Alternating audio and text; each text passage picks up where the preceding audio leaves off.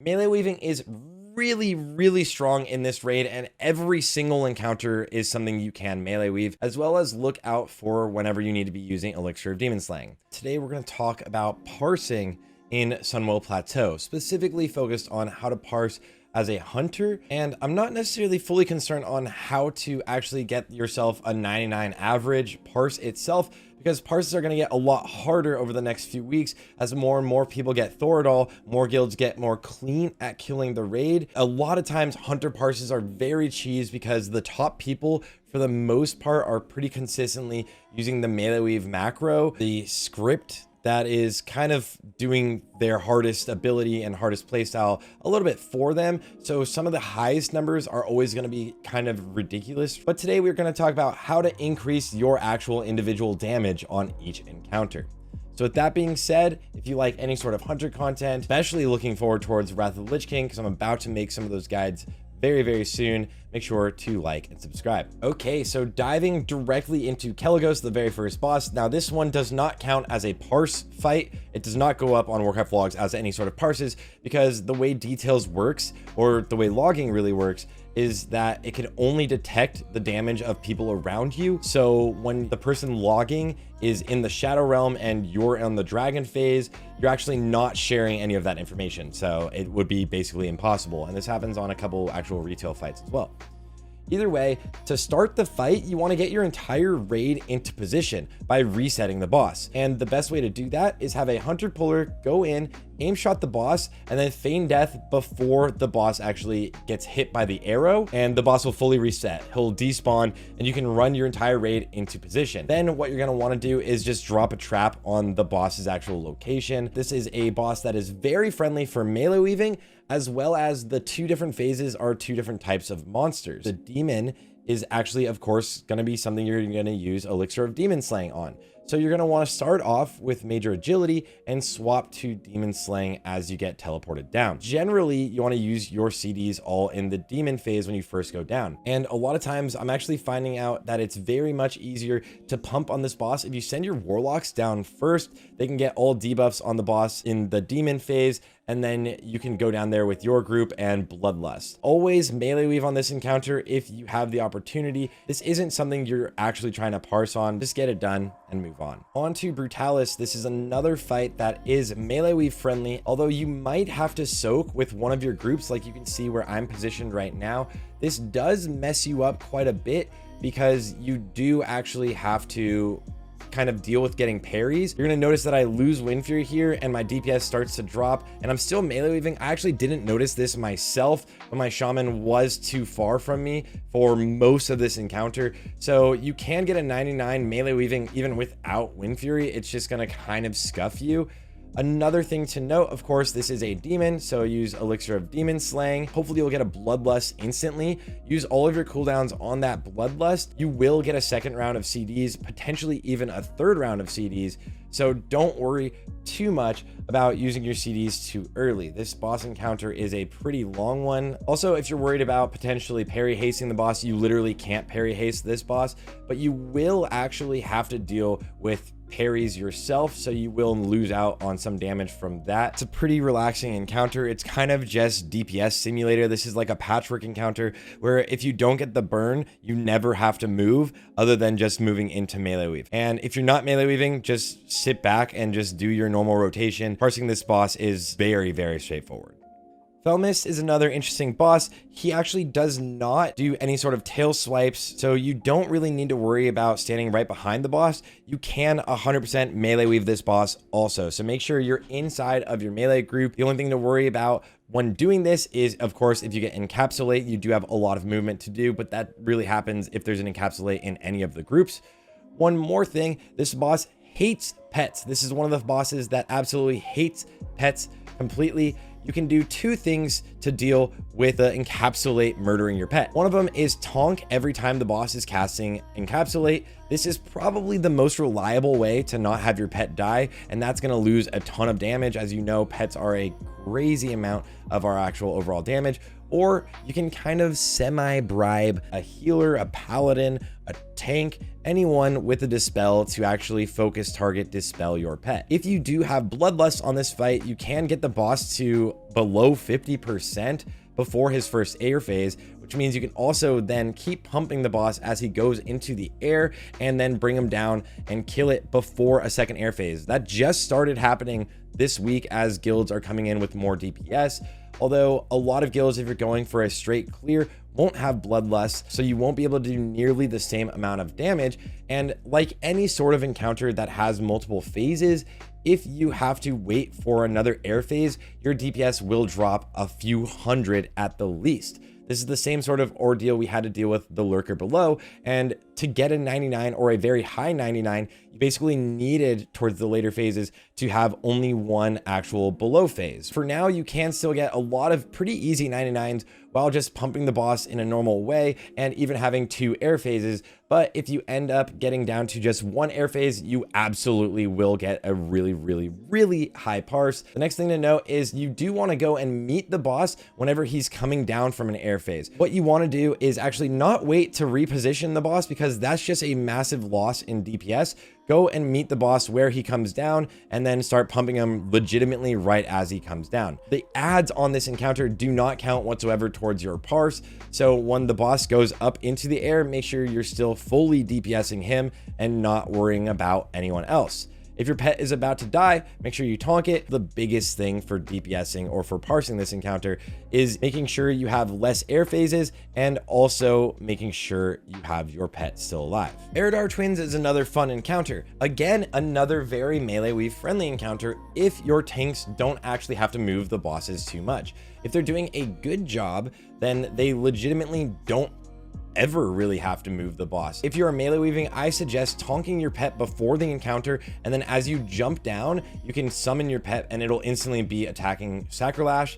But if you're not melee weaving, I highly recommend using Eyes of the Beast or just running down and setting your pet low on the ramp on the right or left, whichever you want, so that when it does run into engage on the boss encounter itself, you don't have to deal with an issue of your pet taking like 8 seconds to actually start pumping. You do use Elixir of Demon Slaying on this encounter again, and you're gonna see in actually the background here, I didn't have a great fight because this week our tanks decided to move the boss a ton and then also face everybody, which just left me in like parry haste hell. I would recommend saving your CDs and bloodlust until after the first conflag goes out, because conflagration goes on one of the top targets on threat. But there's also another very cheeky thing you can do as a hunter.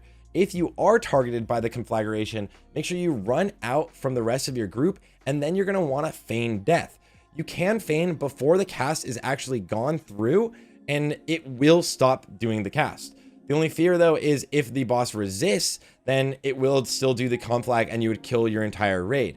So make sure you're actually using feign death after you've run away from the rest of the raid group. From there, once you get into phase 2, make sure you all jump down if you haven't already, so you can deal with the fire mob. This one is a lot easier to melee weave as long as your tanks keep the mob facing away from you. They shouldn't be doing a massive circle so that you're always getting parried. They should be almost always keeping the boss and the fires it's casting away from the rest of the raid.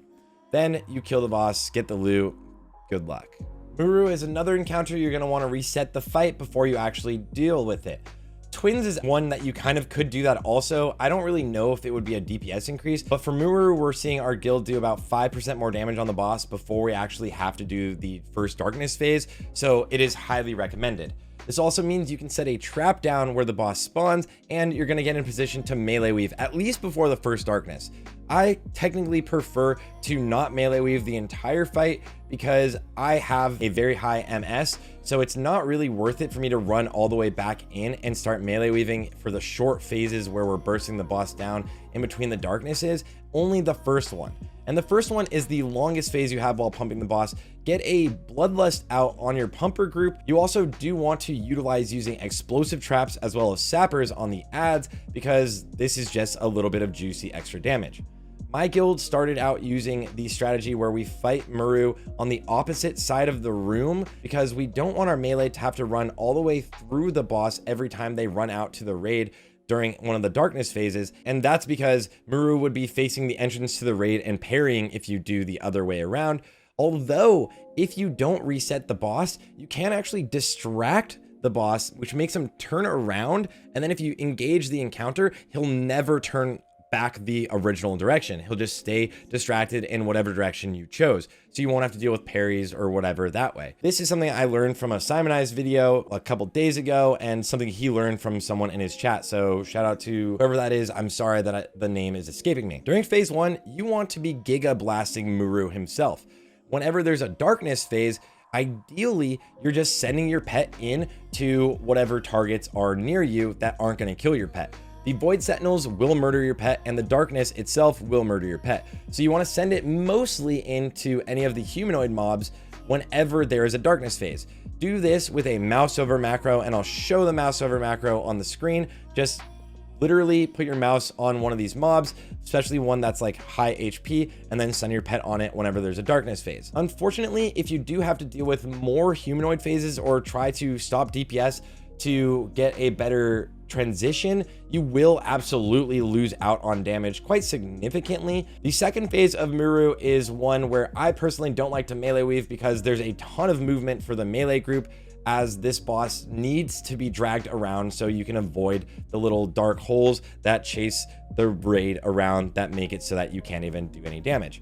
So try to position yourself somewhere that is safe from everybody else, ideally if you can during the transition, and also still kind of near your totems, and then save your next round of CDs for when you're fighting Entropius himself. This will be very important because you need to burst down this phase as much as you can. Entropius himself is a demon, so make sure you switch to demon slaying elixir when you phase the boss. Onward to Kil'jaeden. This is a fight that again is very friendly for melee weaving, although you can kind of get owned if you or someone in the group you're near gets a fire bloom. So you might have to opt for not melee weaving, and most of the top parses currently are from people that are not melee weaving, although I highly anticipate that to be a change later on. One of the biggest things for DPSing this boss is definitely having very good uptime of the dragon haste buff. Try to maximize that as often as possible. First of all, the hands of the deceiver mobs do not count towards any sort of parsing, so you don't have to worry about pumping CDs into them.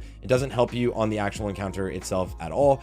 This boss, of course, is a demon, so make sure you have elixir of demon slaying. If you do get fire bloom, it'll actually cause knockback on your casts whenever it is actually doing ticks of damage to you. And then fire bloom also makes you have to move, which moves you out of melee where we've range quite often. But I do keep a two-hander on this boss because you do want to try to run in and get a melee off as you're running into position for the big shield that you have to run into with the dragon. Try to get some AoE damage off on the sinister reflections every time they spawn, which is 85%, 55%, and 25%. You can get a sapper, a trap, and then also multi-shots can do a ton of extra damage for you. Also, this is another encounter where your pet can be giga-griefed, so you always want to be kind of watching out for your pet.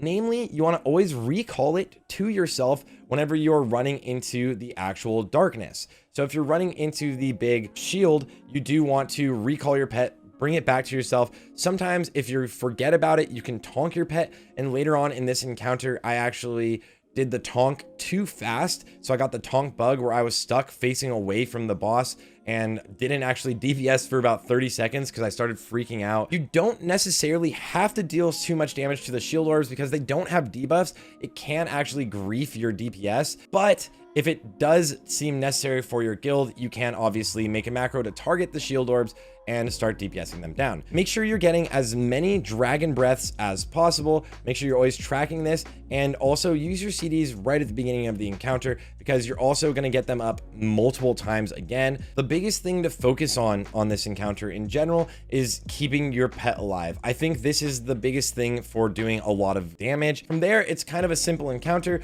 Just min-max how much you can get the breaths. Whenever you see the dragon moving towards a melee group or moving towards a group on your side to give them the buff, just run to them. It seems really intuitive, but it's really simple if you can do it right. Is just make sure you're always in position to instantly get breathed on, because if they have to wait to breathe on you and you're slow to get towards that group, you will probably get a fire bloom and do a lot of damage to the raid, or you might get flame darts before breath, get a lot of damage on you. A lot of scary things can kind of happen. Just try to get the buff on yourself and your pet as often as possible.